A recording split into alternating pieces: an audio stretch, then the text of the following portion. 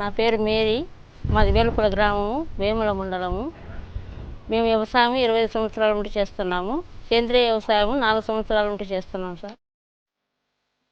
ప్రకృతి వ్యవసాయము మా ఇంటికాడ అరటి వేస్తాం సార్. సంవత్సరానికి వచ్చేస్తుంది పంట. జామ పండ్లు, బొప్పాయి పండ్లు, సపోటా పండ్లు,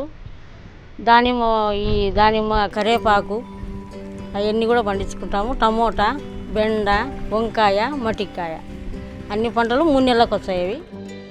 సేంద్రియ వ్యవసాయం వరకు ఎందుకు మారాల్సింది వచ్చిందంటే సార్, మాకు ప్రకృతి వ్యవసాయం వల్ల లాభం ఉంది, కానీ మేము చేసే వ్యవసాయం వల్ల మందులకే సగం డబ్బులు అయిపోతాయి. 3.5 ఎకరాల్లో పైరు పెట్టుకుంటే సగం డబ్బులు మందులకు కొట్టాలా, సగం డబ్బులు మాత్రమే మాకు వస్తాయి కష్టం చేసిన. ఈ సేంద్రియ వ్యవసాయం వల్ల ఏమవుతుందంటే డబ్బులు తక్కువ, ఆధిక్యం ఎక్కువ. The Andhra Pradesh government is trying to convince more and more farmers to move away from chemical-based farming, which harms the ecosystem, to chemical-free natural farming. At 93%, the state is reported to have the highest percentage of indebted agriculture households in India.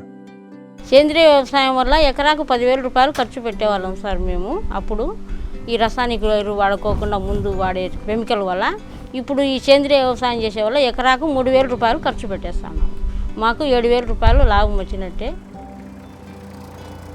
Andhra Pradesh Community Managed Natural Farming, or APCNF, that is implemented by Raitu Sadhikara Samstha, envisions the transition of 6 million farmers to natural farming by 2031.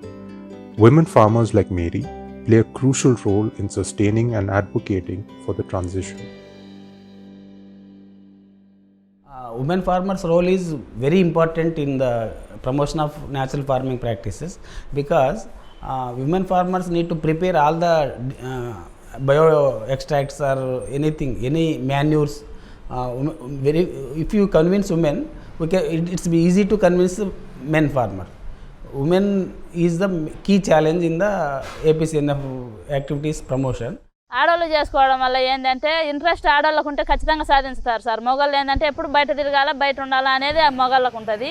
ఆడవాళ్ళు ఏంటంటే సంసారాన్ని ఎట్ట నిలబెట్టుకోవాలా, ఆరోగ్యాలు ఎట్ట కాపాడుకోవాలా, పిల్లల బాధ్యత ఎట్ట చేసుకోవాలా అనేది ఆడవాళ్ళ మీద ఉంటుంది. కాబట్టి ఆడవాళ్ళకు ఫస్ట్ మేము ముందుకు తీసుకువెళ్తే ఆ మగవాళ్ళని ఆటోమేటిక్గా మార్చుకుంటారు వాళ్ళు.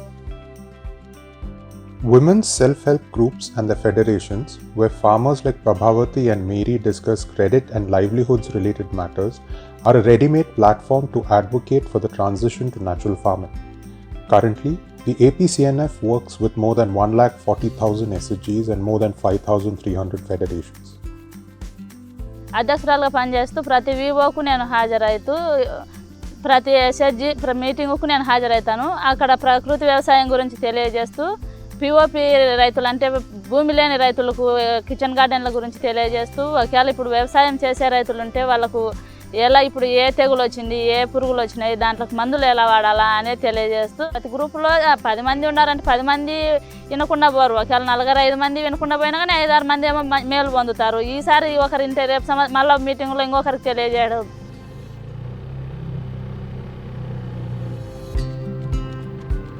Interacting with farmers to inform them about new farming techniques and support is crucial. RYS's coordinators like Pranita regularly meet with farmers and SHG members to encourage the adoption of natural farming practices. IB coordinator అంటే సంఘాల ద్వారా ఫార్మర్స్కి organic farming గురించి, ప్రకృతి వ్యవసాయం గురించి వివరిస్తూ వాళ్ళని ఎక్కువగా మోటివేట్ చేస్తూ వాళ్ళ ఫీల్డ్ విజిట్స్ చేసి వాళ్ళకి దానికి తగిన సలహాలు సూచనలు ఇస్తూ, ఫస్ట్ మేము చెప్పేది ఏంటంటే ఫస్ట్ పూర్తిగా మీకుండే పొలం అంతా చేయకండి, ఒక 1/2 ఎకర్ to 1 ఎకర్ దీంట్లో చూడండి. తర్వాత సంఘాల ద్వారా ఎక్కువగా మేము వాటర్ హోల్డింగ్ కెపాసిటీ, తర్వాత ఘన ద్రవ జీవామృతాల డెమోన్స్ట్రేషను ఇవన్నీ చేసి చూపించాము. కషాయాలు, భూమిని గంజు పోసి పేడ పెడితే భూమి నాణ్యత వస్తుంది, మనకు పైరు పంట బాగా వస్తుంది, కాయ షేమింగ్ బాగా వస్తుంది, భూమి కూడా వానపాములు చేరి లూజుగా అయ్యి మంచిగా భూమి మాకు వ్యవసాయానికి బాగుతరమవుతుంది. ఒకవేళ మనం పైరు ఏదైనా ఉన్నా కూడా రసాయనిక ఎరువులు ఏంటి వాడుకోకుండా 2 లీటర్లు మజ్జిగ పెరబెట్టుకొని పాలు కొట్టుకున్నా కానీ బాగా పూత టైంలో కూడా టమాటో కూడా బాగా వస్తుంది. ఏ మందులు కొట్టాల్సిన అవసరం లేదు. Prabhavati's mother, Gangojamma, grows cotton as a main crop in 2.5 acres of land. She also has 12 intercrops like split gram, green gram, cowpeas and jowar that she grows using natural farming methods. Her profits have increased due to reduced input costs, she says. మాకు ఖర్చు తగ్గింది, ఆదాయం పెరిగింది. దాంట్లో ఆ కూరగాయలు అవి తినడం వలన మాకు ఆరోగ్యం కూడా బాగా ఉంది సార్ ఇప్పట్లో.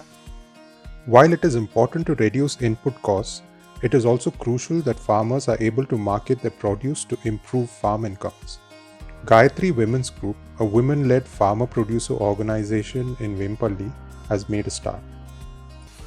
సంఘం వచ్చేసి 2014లో మేము రిజిస్ట్రేషన్ చేయడం జరిగింది. ఆ నుండి 10 మంది నుండి 100 మంది నుండి ఈ రోజుకు 204 మంది సభ్యత్వం మహిళలు పొంది ఉన్నాము. అందులో భాగంగా అక్కడ వచ్చిన పంటలను మళ్ళీ ఏపీఓ ద్వారా అంటే మార్కెట్ కంటే అదనంగా 5% డబ్బులు పెట్టి మాసులు కొనడం జరుగుతుంది. ఇక్కడ ధాన్యాన్ని ధాన్యంగానే అమ్మితే మనకు లాభం తక్కువ అనేటట్టు 10 మంది ఉపాధి మనం ఈ ఏపీఓ ద్వారా ఉపాధి పొందినట్టు ఉంటుంది. దాన్ని మంచి ధాన్యమే లేకుండా ఫుడ్గా తయారు చేసి అంటే స్వీట్ కానీ హాట్ కానీ. Availability of resources is a big challenge at the village level or at farm level. Now AP government is keeping all the chemical fertilizers and pesticides in RBKs. But government has to rethink that in the village level. Why don't we put bio inputs? And also government need to provide separate marketing system for natural farming products. At least certified farmers, they have to pay 10 to 15% premium. We are producing without any chemicals. If we are selling it in the same market, what is the use? Although lack of statewide input provision centers and marketing initiatives are a challenge in scaling up the program, women farmers like Mary and Gangojamma remain committed to spreading the word about natural farming.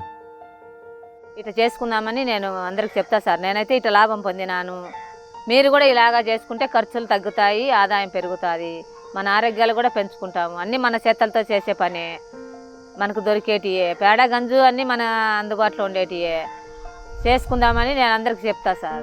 దానిలో భాగంగానే ప్రతి మహిళ కూడా మనం చెప్పే విధానం అంటే ఆ విషపూరితమైన పండ్లు కానీ కూరగాయలు తింటే పిల్లల మీద ఎలా చెడు ప్రభావం అనారోగ్యాలు ఎలా ఉంటాయో దాన్ని బేస్ చేసుకుని ఆ విషయాలు చెప్పుకుంటూ ఆరోగ్యకరంగా మనం ఉండాలి అంటే ఇప్పుడుండే జనరేషన్లో ఎలా అంటే ఇలా అంటే మన ప్రకృతి వ్యవసాయం చేస్తేనే మంచి ఫుడ్ ఫ్యామిలీకి అందించగలుగుతాము అనే సబ్జెక్టు పైన నేను మహిళలతో ఎక్కువ ప్రకృతి వ్యవసాయం మీదనే మాట్లాడే పద్ధతి నాది. ఫస్ట్ మేము వద్దన్నాం సార్. ప్రణీత శంకరయ్య సార్ ఇద్దరు వచ్చింటే వద్దు మేము చేయము, ఎంత డబ్బులు పెట్టి కొడుతూనే పంటలు రాలే, ఇవి చేస్తే ఏం వస్తుంది, వద్దు పోండి నేను. కానీ సారు ప్రణీత చేసి 10-15 మాటలు తిరిగి కొంచెం పెట్టండి ఇక కొంచెం పెట్టండి అంటే కిచెన్ గార్డు పెట్టేసినాం. మా భర్తను ఒప్పించి ఆయన ఏమో పాపం వాళ్ళు తిరుగుతుంటారు కదా, కొంచెం పెట్టేస్తాం కిచెన్ గార్డు